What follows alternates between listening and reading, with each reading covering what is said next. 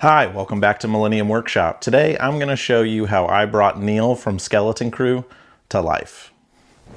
This Neel.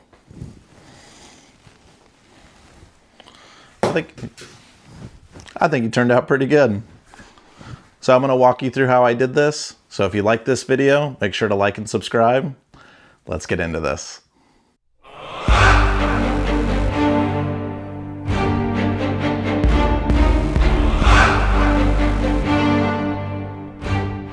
Alright, so right off the bat, I got this file from Pew Pew Craft. I'm going to link everything in this video down in the description, but I was super happy on how this print turned out. It came out super smooth. I used Elegoo Matte Gray PLA. Phenomenal stuff. Now we got to get into getting all the supports off. Now I printed this upside down because I wanted to try to get it as smooth as possible.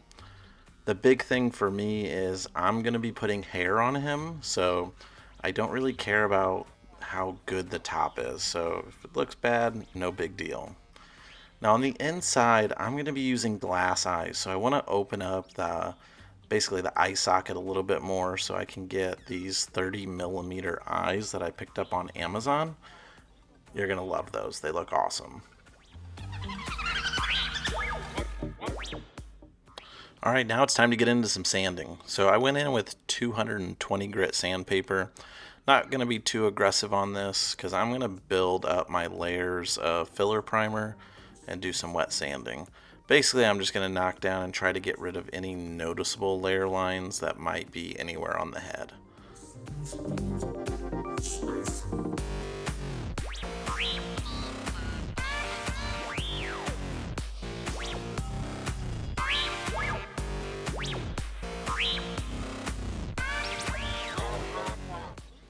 Now it's time for our automotive Rust-Oleum filler and sandable primer.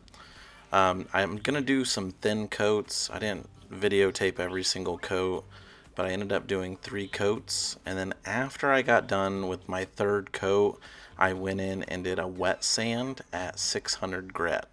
That really made it super smooth and I was super happy with it. But yet, I still had the texture from the original print. Just no layer lines.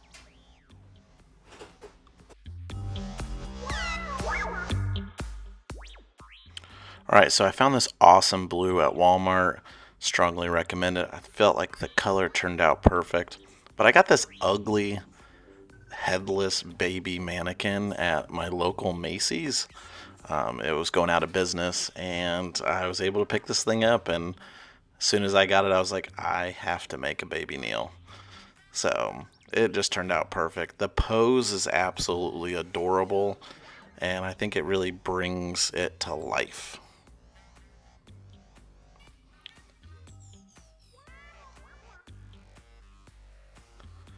Then after we get the body painted, I went right on to doing Neel's head. Same color, just a nice even coat. I ended up doing 2 coats of this. I chose a satin because I didn't want it to be super glossy. I didn't want it to be super matte. Kind of have that nice shine depending on what lighting it's in, different angles you may look at him. I think it just makes it a little bit more lifelike. But let me know. What do you think? Now on the bottom of Neel's head, on the final, you will notice that it has a white hue. I thought I caught it on camera. I obviously didn't hit record and there was no going back and doing it over. So basically I just sprayed the entire underneath of his head with a matte white by Krylon. It turned out looking really good, but I didn't tape it off. I didn't do anything like that because I wanted some overspray to go over on his face and kind of just make it look a little bit more natural as it wrapped around. Now it is time to put the eyes in from Amazon. These are just absolutely amazing. You're gonna notice that, like, at the very end, like wherever you're kind of looking at Neel, it almost looks like his eyes are following you. So this is just one of the things that I absolutely loved. They're a little big, but it turned out to be perfect. I didn't like go in with any type of special glue, hot glue, and I'm just going to cover it up because I don't want it to move. Just made sure that it didn't bleed through onto his face because that could have been really bad. But once we flip his head over and you get to see it for the first time, it was just awesome to see. I mean, just look at that. See, his eyes are just following you. Perfect. Now we got a blue creepy baby mannequin, and we're going to do some test fitting with the clothes that I got. So these are just way too big, so I had to basically gonna have to chop them up, break out the sewing machine, and get it to fit much better. So I just kind of measured, and I needed to take off about 4 inches. He's just not that tall, and the way this mannequin is sitting, there was no room for it. I didn't worry about like making this absolutely perfect or anything like that because it's gonna get covered by overalls. Now in the center back, I took it in about an inch, inch and a half. Just made a straight stitch just to make it, fit him better. He's a lot skinnier than how this sweater turned out. I also did the same thing on the sleeves to make them a little bit tighter so they weren't as baggy. Now the overalls were huge, so I had to take about 4 to 5 inches out of the overalls as well. So I just basically just made some cuts and sewed it up.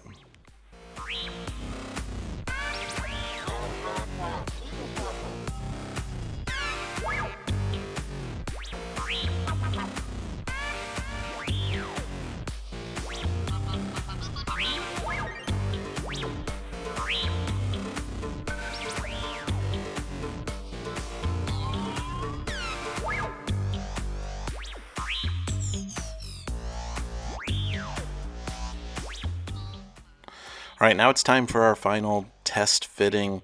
The sweater now fits so much better. Obviously, the overalls are going to fit way better, but it's a little tough to get on. But that's due to the legs do not move, and they're in a very awkward position when you're trying to dress something. But I was really happy on how this turned out. It's really starting to come along. Now, I did drop links down in the description for where I found the sweater, the overalls, and even the shoes that I'm going to be using. So yeah, all you have to do is find a good mannequin. If you go to local, retailers, I've asked many times, hey, you guys got any mannequins that are kind of broken or that you're thinking about getting rid of? And sometimes they'll just give them to you. So don't be scared to go out there and ask around.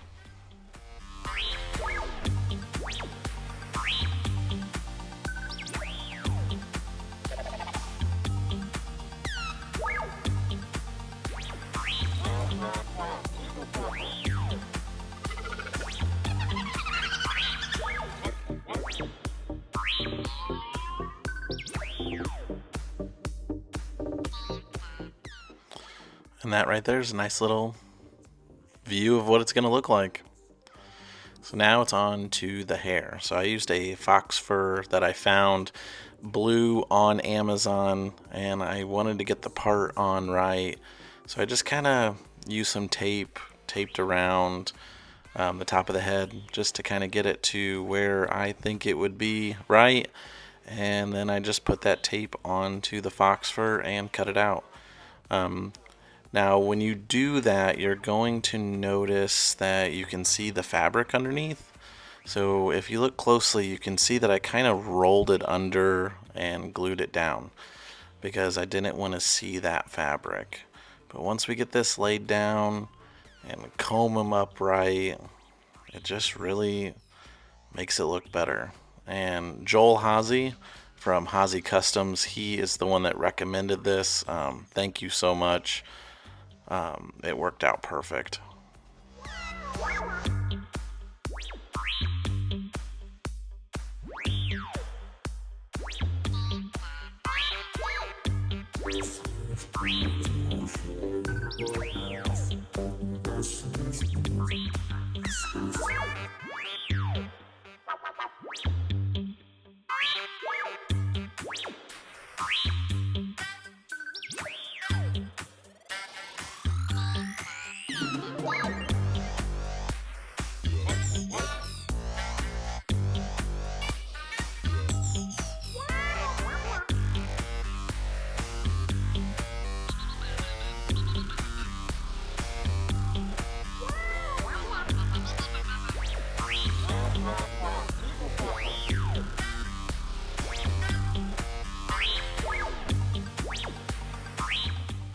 now it's time to do the other side of his part.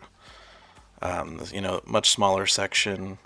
I just wanted the hairs to, you know, to go in different direction, and by splitting it up and cutting it in half, you know, it was less work, and I got to use kind of the natural, how the fur is laid on the fabric.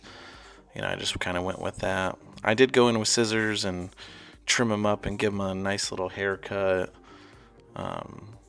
So, you know, I could be a barber after this, you know. Let me know. Should I have went to barber school? I may have to rethink all this.